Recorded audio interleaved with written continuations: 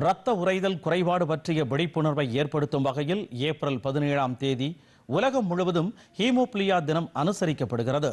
இந்நாளில் ஹீமோபிலியாவின் தன்மை, சிகிச்சை முறைகள் மற்றும் ஹீமோபிலியா குறைபாடு உடையவர்கள் கவனமாக இருக்க வேண்டியதன் அவசியம் குறித்து விளக்கும் மருத்துவரின் நேர்காணலை தற்பொழுது பார்க்கலாம். ஹீமோபிலியா அப்படிங்கிற ஒரு நோய் அப்படின்னா என்ன? இது என்ன மாதிரியான அறிகுறிகள்லாம் இருக்கும்? ஹீமோஃபிலியாங்கிறது ரத்தம் உறையாக இருக்கக்கூடிய ஒரு வியாதி.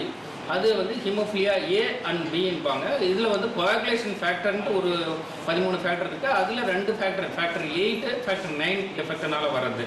ஸோ இது அறிகுறி எப்படி இருக்குன்னா ரொம்ப ப்ளீடிங் இருக்கும். ஏதாவது அடிபட்டுச்சுன்னா ரத்தம் உறையாமல் இருக்கலாம். இன்னொன்று ஏதாவது ஜாயிண்ட்டில் ஸ்வெல்லிங்கு, ஜாயிண்ட் பெயின் இருக்கலாம். ஸோ தசையில் வலி இருக்கலாம். இன்னொன்று பல்லு விளக்கும் போதோ அதில் ப்ளீடிங் இருக்கலாம். பல்லு புடுங்கும் போது பெயின் ப்ளீடிங் இருந்துகிட்டே இருக்கலாம். நிற்காத போயிட்டே இருக்கலாம். இதெல்லாம் தான் அது அறிகுறியாக. நார்மலாக எல்லாரும் போலையும் ஸ்போர்ட்ஸ் இந்த மாதிரி ஆக்டிவிட்டீஸ்லாம் ஈடுபட முடியாது. ட்ராவலிங்னா கூட பார்த்து தான் பண்ணணும். ஸோ அதுக்கெல்லாம் அவங்க எந்த மாதிரியான ப்ரிகாஷன்ஸை பின்பற்றணும்?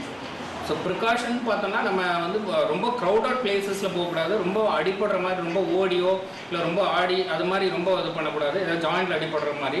ஸோ ரொம்ப மினிமல் எக்ஸசைஸ் பண்ணலாம். ஸோ ஒரு கையை நீட்டி மடக்கிறது, ஸோ கால் நீட்டி மடக்கிறது, கொஞ்சம் குனிஞ்சு நிமிடுறது. ஸோ அது மாதிரி சில எக்ஸசைஸ் இதெல்லாம் நம்ம வீட்டில் இந்த சின்ன இது ஸ்கூலில் சொல்லி தருவாங்களே, அது மாதிரி எக்ஸசைஸ் இதெல்லாம் பண்ணலாம். நம்ம ரொம்ப இது போய் விளையாடுறது, அந்த ஃபுட்பால் விளையாடுறது, இது மாதிரி இதெல்லாம் ரொம்ப இது பண்ணக்கூடாது. இந்த மாதிரி குறைபாடு உடையவர்கள் மானிட்டரிங் எந்த அளவுக்கு மருத்துவரை அணுகி மானிட்டர் பண்ணிட்டே இருக்கணும்? அவங்களுக்கான சிகிச்சை முறைகள் என்னென்ன?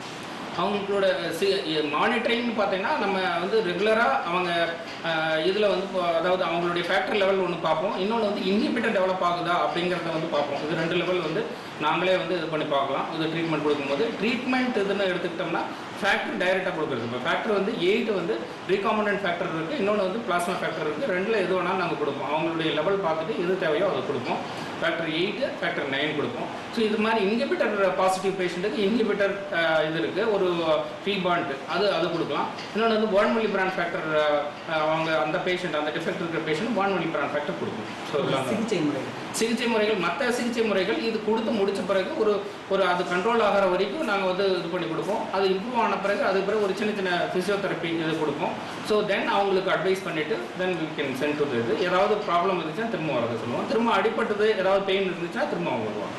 ஹீமோபிலியா குறைபாடு உடையவர்கள் என்னென்ன நடைமுறைகளை பின்பற்றணும், அவங்க எப்படியெல்லாம் அவங்க வாழ்க்கையை முன்னெடுத்து செல்லணும் அப்படிங்கிறது குறித்து தான் மருத்துவர் பேச நாம் கேட்டோம்.